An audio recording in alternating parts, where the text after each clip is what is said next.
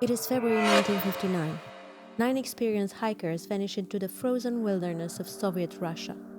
When rescuers finally find their tent, it's slashed open from the inside. Their bodies are scattered across the snow, barefoot, half naked, some with crushed ribs and one missing their tongue. There's no clear or easy explanation.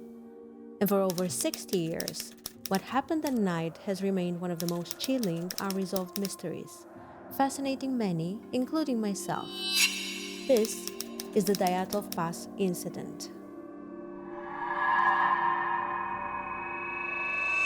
In the depths of the Ural Mountains, on the edge of Siberia, lies a remote and unforgiving stretch of wilderness. It's a place of brutal cold with sweeping winds and endless silence. The indigenous Mansi people call it coldest, which translates to the Dead Mountain.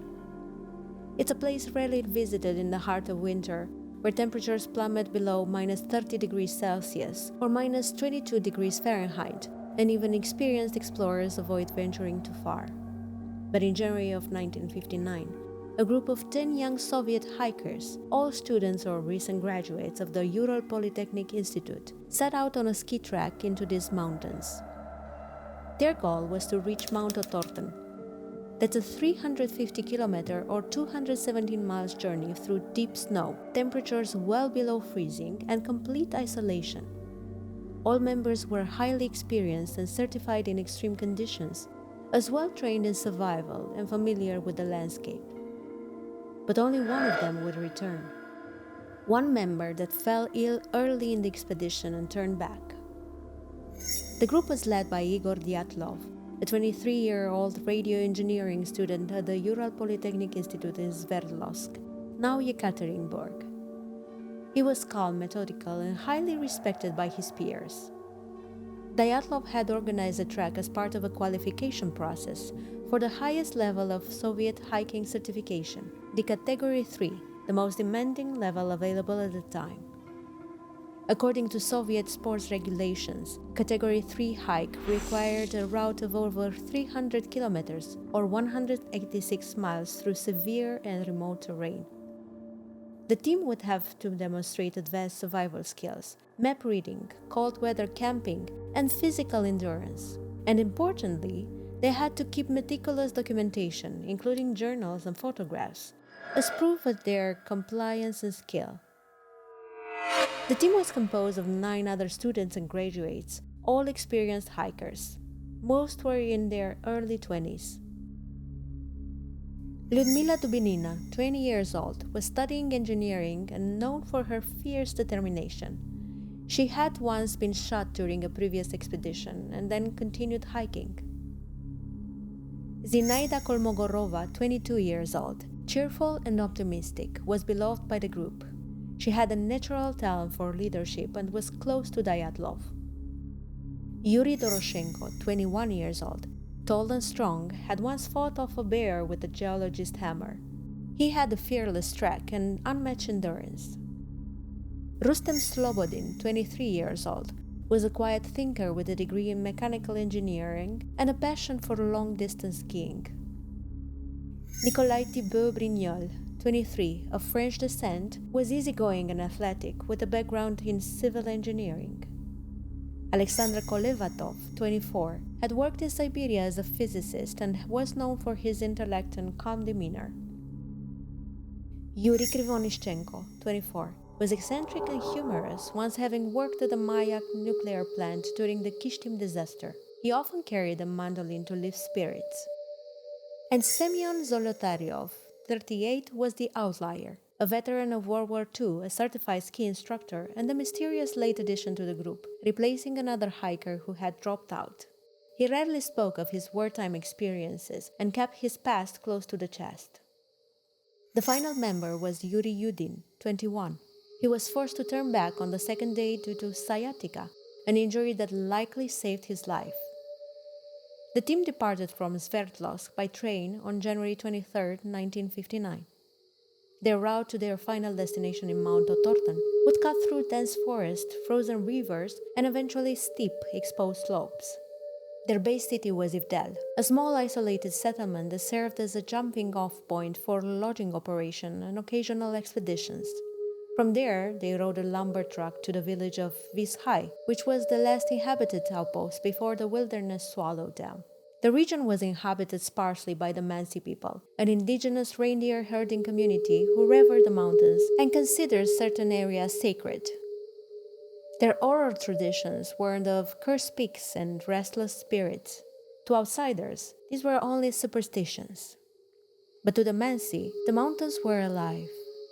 The Dyatlov group began their trek on January 27, 1959, after taking a train from Sverdlov to Ivdel, then a truck to Vishai, the last inhabited settlement before entering in the northern Ural Mountains.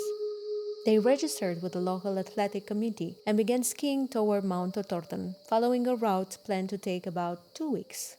From Vishai, they moved through dense taiga forest, traveling north along the Lozva River. They kept journals, and several group members took photos daily, capturing both landscapes and personal moments. The first few days were uneventful. They built firewood shelters, crossed small frozen rivers, and made steady progress. Except on January 28, Yuri Yudin turned back due to joint pain and illness. The rest of the group continued toward their target destination. As they left the forest and gained elevation, the terrain grew more demanding. Weather conditions worsened and temperatures dropped, and wind speeds increased. Despite the difficulty, their diaries remained positive and showed they joked about sore muscles, minor injuries, and their cooking mishaps. There were no signs of tension within the group. By January 31st, they reached the edge of a highland area near the base of Kolashyakhl. They stored surplus food and equipment in a cache on a wooded ridge for their return trip, which is a common safety practice. From that point, they began to ascend toward the mountain. On February 1st, visibility was poor, and navigation became difficult due to strong wind and snow.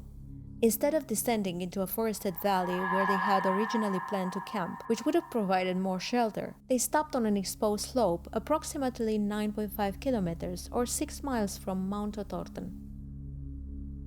They set up their tent on a flat patch of snow at an elevation of around 1,070 meters or 3,500 feet. It was an unusual decision, given the harsh wind exposure and lack of natural protection. One possibility, noted later in the investigation, was that they lost daylight and chose to camp there to avoid losing altitude that they had already gained.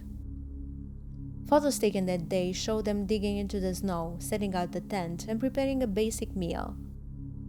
They recorded their position and condition in their hiking log. There is no indication of any conflict, illness, or disturbance. Their last known diary entry was calm and matter-of-fact. At this point, the group was slightly behind schedule, but not dangerously so. They were isolated with over 100 kilometers or 62 miles from the nearest settlement, but still on track for a standard winter expedition. The decision to camp on the exposed slope marked their last documented action. The Dyatlov group was expected to return to the city of Sverdlovsk and send a telegram by February 12, 1959. When no message arrived, neither the university nor the families were initially alarmed, as delays were common in winter expeditions due to weather or terrain. However, by February 17, after 5 days of silence, the Ural Polytechnic Institute and family members began raising concerns. On February 20, a formal search operation was launched. The first search teams were composed of volunteer students, faculty, and local hikers. As the situation became more serious, military personnel, police, and Mansi hunters joined the operation.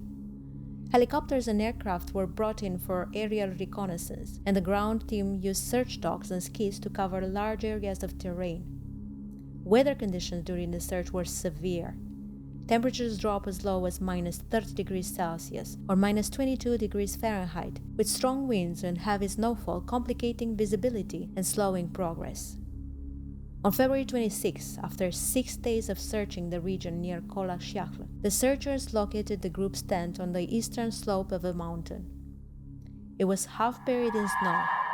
Investigators noted that the fabric had been slashed from the inside, with most of the group's boots, coats, and gear still inside.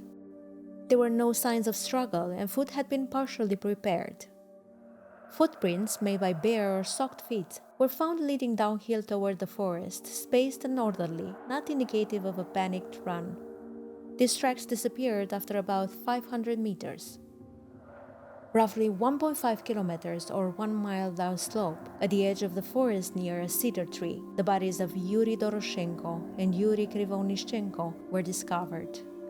They were barefoot and dressed only in underclothes, lying beside the remains of a small fire. The bark of the cedar tree above them was broken up to 5 meters high, and their hands were burned, possibly from contact with flames or attempts to climb the tree.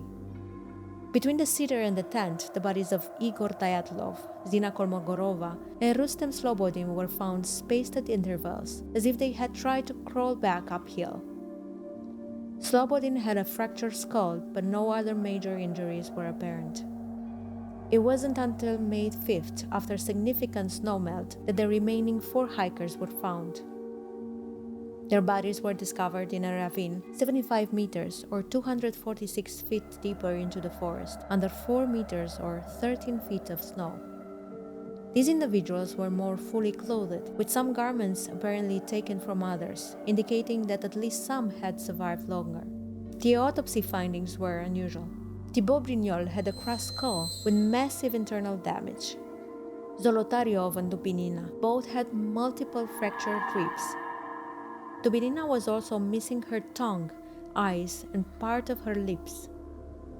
Despite the severity of the internal trauma, there were no external soft tissue injuries consistent with blunt force violence. The medical examiner noted that the injuries resembled those seen in high-impact accidents, such as car crashes or explosion, but without corresponding surface wounds. There were no signs of defensive wounds, animal activity, or human confrontation. The pattern of injuries was inconsistent across the group. In the following weeks, several theories were proposed. An avalanche forcing them to evacuate the tent, leading to hypothermia and injury. However, the tent was still standing and snow levels and terrain didn't support a large slide. Paradoxical undressing, a symptom of hypothermia in which victims remove clothing due to nerve misfiring. This was considered a contributing factor, but not a complete explanation.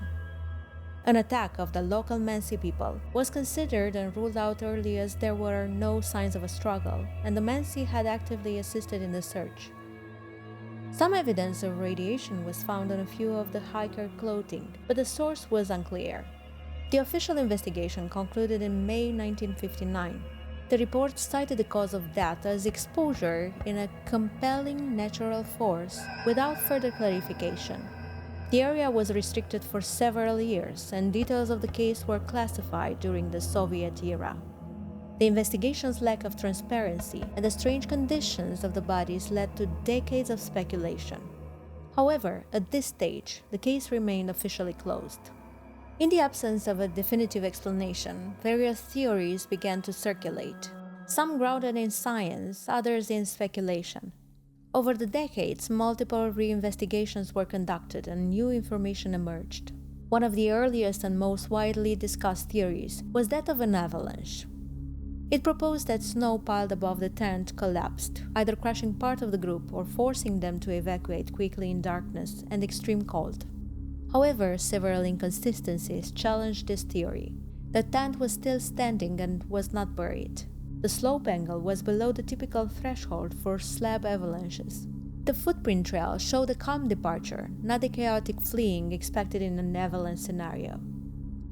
In 2019, a Russian government-led investigation reopened the case. In 2020, their final report returned to the slab avalanche theory, bolstered by a new scientific model published by Swiss researchers. They demonstrated how a small, delayed slab release could have occurred due to the accumulation of snow above the tent. This event could have caused trauma to some members and panic in the group, prompting a rapid exit. While it answered some questions, critics pointed out that the severity and patterns of injuries, especially to Ludmila Dubinina and Semyon Zolotaryov, still lacked a fully plausible explanation under this model. Another supported explanation involved katabatic winds, sudden, violent gusts of cold air that rushed down slope. These winds can disorient and endanger hikers in exposed location. According to this theory, the group may have fled the tent to avoid it collapsing under pressure or to seek safety in the forest. This aligns with the group's choice to descend in socks or barefoot and could account for the separation of bodies. However, like the avalanche theory, it does not explain the crushing internal injuries seen in the last four bodies.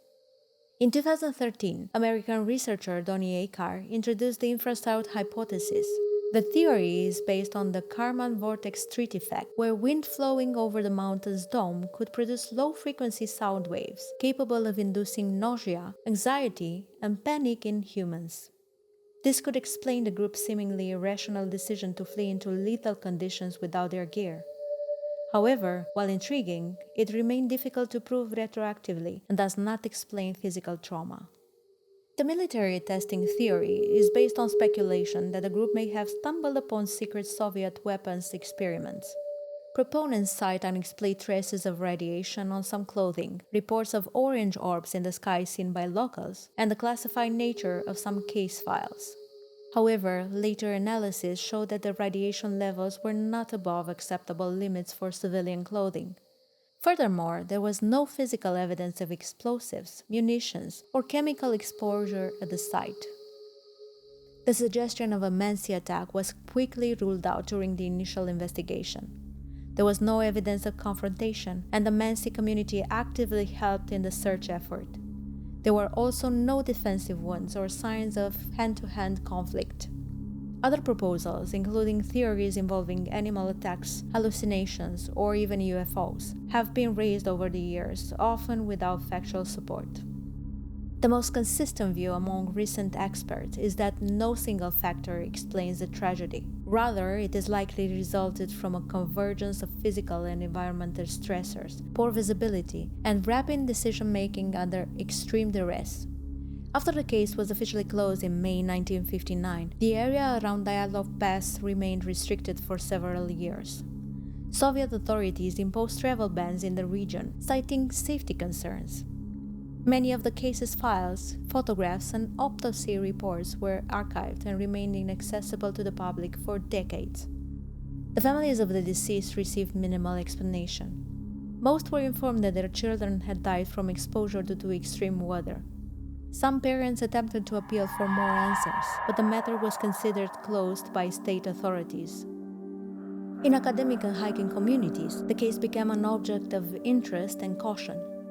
Despite the Soviet government's effort to suppress details, summaries of the event began to circulate among mountaineers and students. It wasn't until the 1990s, after the collapse of the USSR, that previously classified documents were gradually released to the public. By the 2000s, international researchers, journalists, and independent investigators began revisiting the case.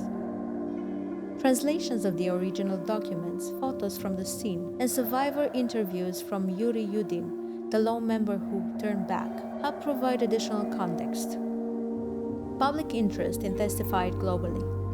There were books, documentaries, and podcasts that explored various theories, ranging from natural disasters to military experiments and psychological breakdown. Some were based on credible forensic work, while others relied on speculative or fringe explanation. In 2019, the Russian Prosecutor General's office reopened the case, citing public demand and scientific curiosity. Their findings, released in 2020, reaffirmed the natural cause, most likely a small slab avalanche combined with disorientation hypothermia. They concluded that the group had made rational decisions under rapidly deteriorating conditions, and the physical injuries could be explained by falls into deep snow and terrain features like hidden rocks or ravines. Still, the official explanation did not resolve all aspects of the case. Critics continue to question why certain injuries appeared inconsistent with hypothermia or plant trauma alone, why the group camped in an exposed location, why their behavior, while perhaps explainable by cold, was so uniform in urgency and direction. Some of these questions may never be fully answered due to the state of the remains, the time elapsed, and the limited forensic techniques available at the time. Despite the uncertainty, the Dyatlov Pass incident has had a lasting impact. It led to increased scrutiny in winter expedition protocols, improvements in mountain rescue coordination, and changes in how traumatic injuries are assessed in cold weather environments. Today, a memorial stone stands near the pass, honoring the 9 hikers. In 2008, the Ural mountain region officially renamed the previous unnamed pass as Dyatlov Pass in recognition of the event. More than 6 decades later, the story remains a prominent case study in survival, human behavior under stress, and the unpredictability of nature. It continues to be taught in university courses, cited in forensic and psychological literature, and discussed in both scientific and public forums. While modern investigation has brought us closer to the truth, the Dyatlov Pass incident remains, in part, unresolved. Not due to a lack of evidence, but because of the complexity of what happened that night in the mountains. The Dyatlov Pass incident is no longer just a story about 9 hikers. It has become a benchmark in the study of unexplained deaths, mountain safety, and the way we interpret events shaped by extreme environments. While many facts are now known, the case still evokes questions, some scientific, some human. If you found this investigation informative, consider subscribing for more documentary-style breakdowns of real stories that continue to challenge our understanding of the world. Thank you for watching. Hope to see you in the next video.